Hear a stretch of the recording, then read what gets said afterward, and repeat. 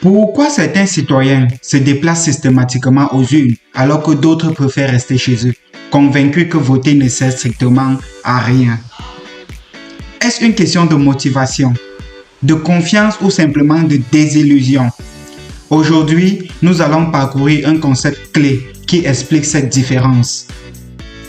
L'efficacité politique.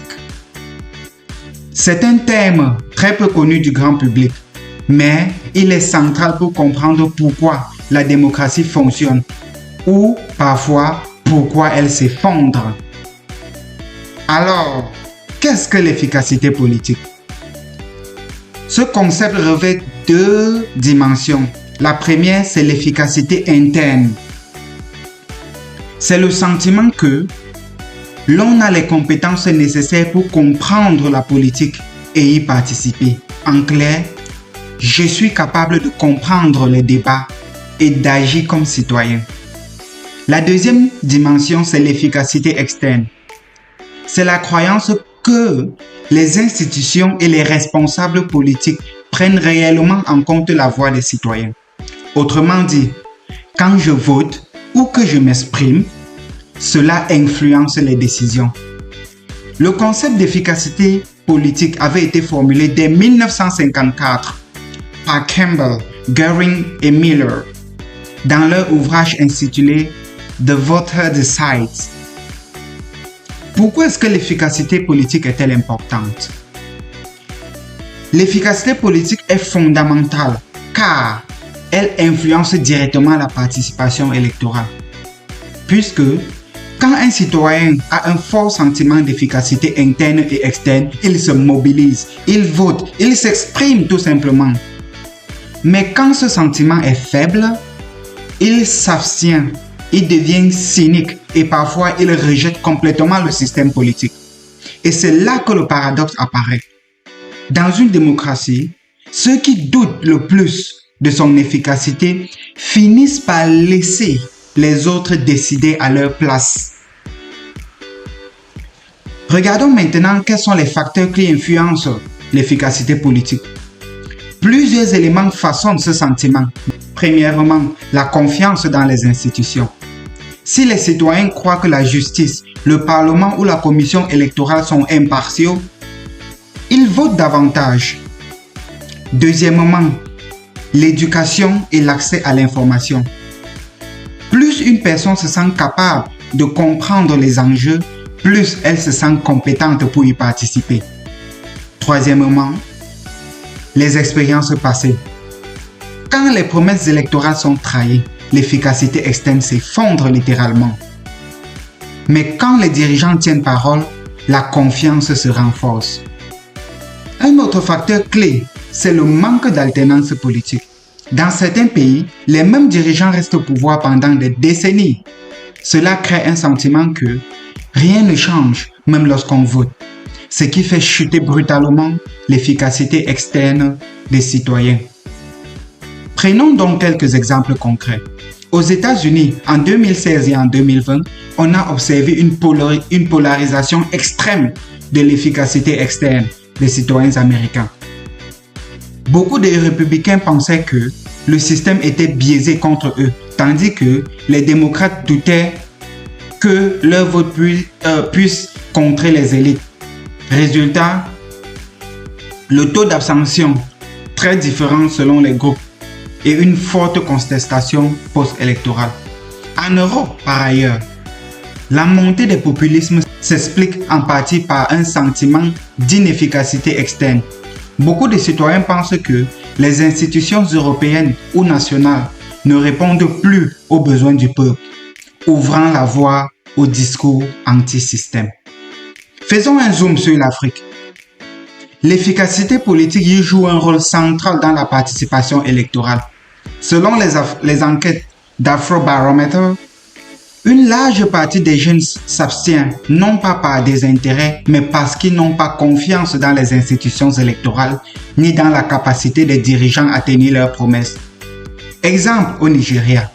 Lors des élections de 2019, la participation était extrêmement faible, à peine 35%. Beaucoup de jeunes interrogés disaient « Pourquoi voter si au final rien ne change ?» Au Kenya, Les violences post-électorales de 2007 ont brutalement érodé l'efficacité externe. Une partie de la population a eu le sentiment que leur voix ne comptait pas face aux manipulations politiques. À l'inverse, au Ghana, la mission électorale est perçue comme étant relativement indépendante. Résultat, le taux de participation y sont très élevés, souvent supérieur à 70%. Le Sénégal offre un autre exemple éclairant. Dans ce pays, les citoyens ont connu une alternance démocratique pacifique. 2000, 2012, 2024, à chaque fois, les présidents en exercice quittaient le pouvoir à la suite des urnes. Cela a renforcé le sentiment d'efficacité externe des Sénégalais. Les Sénégalais ont vu que leur vote pouvait réellement provoquer le changement politique.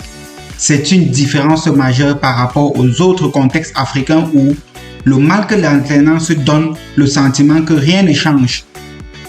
Et cela mine la confiance dans le système. Ces exemples montrent que la confiance dans les institutions électorales et la perception de leur impartialité déterminent directement l'efficacité politique et donc la mobilisation citoyenne. Mais il y a une bonne nouvelle. L'efficacité politique n'est pas figée dans le temps. Elle est dynamique. Même si elle a été perdue, elle peut être restaurée. Comment cela est-il possible? D'abord, à travers la transparence. Quand les institutions montrent clairement leurs décisions, cela permet que les citoyens reprennent confiance. Ensuite, par l'alternance et la limitation des mandats. Voir que le pouvoir change réellement. Cela permet de renforcer le sentiment que voter fait une différence. Ensuite, l'éducation civique active des citoyens. Former les jeunes, les femmes et toutes les couches sociales dans les quartiers sur leurs droits politiques et ainsi que sur les mécanismes électoraux, même si les élections sont imparfaites, permet de renforcer la confiance. Par la suite, l'usage stratégique du numérique à travers les réseaux sociaux peut permettre aux acteurs de partager les informations, dénoncer pacifiquement les abus et prouver que la mobilisation citoyenne obtient parfois des résultats.